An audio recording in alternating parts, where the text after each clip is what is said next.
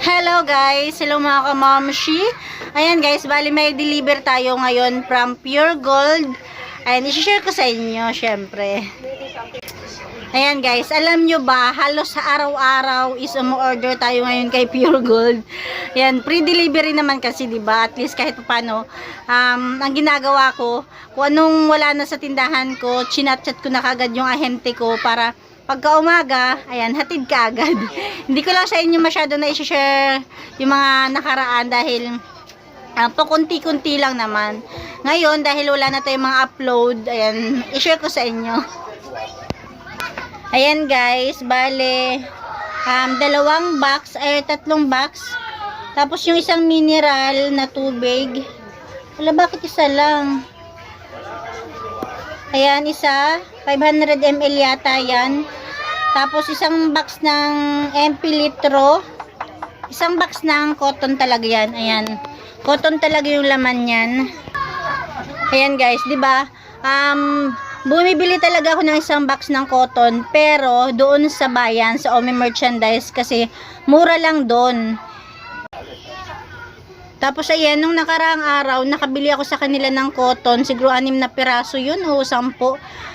Nakita ko yung presyo nila, mura din pala, halos parehas lang sila sa Ome Merchandise. Kaya ayan, kumuha ako ng isang box na dati-rati sa bayan lang kumukuha ng isang box ng cotton. Tapos yung those days, pag sa bayan ako bumibili, isang box din yan. Ngayon siguro next time na lang ako mag-isang box niyan. Tingnan ko muna yung price. Basta ito, ayan, isang box ng cotton. Tapos isang box ng MP litro. Ayan guys, bali ano lang naman to. Worth 3,600 plus. Ayan, pag napaubos ko na to, or kaya kunti na lang laman, bibili din tayo ng isang box nito.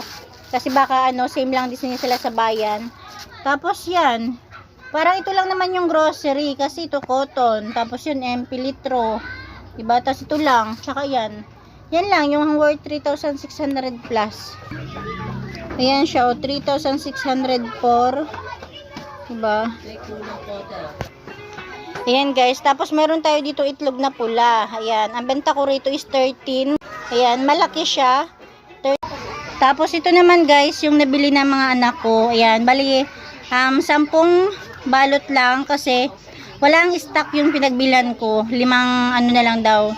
500 pieces na lang. Kaya sabi ko is pina-reserve ko na talaga kasi sabi ko is wala akong mapagbibilhang iba. Ayan, bali 35. Isang ganito, 70. Bali 350 yung binayaran ko kasi yung isang box ko is 5 na lang yung natitira. Kaya kailangan magpa-reserve na ako.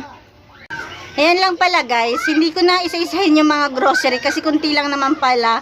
Medyo nakapagpano lang sa kanya is yung MP litro, tapos cotton, tapos yung refresh mineral water, tapos isang box lang, tapos isang plastic lang, 'di ba?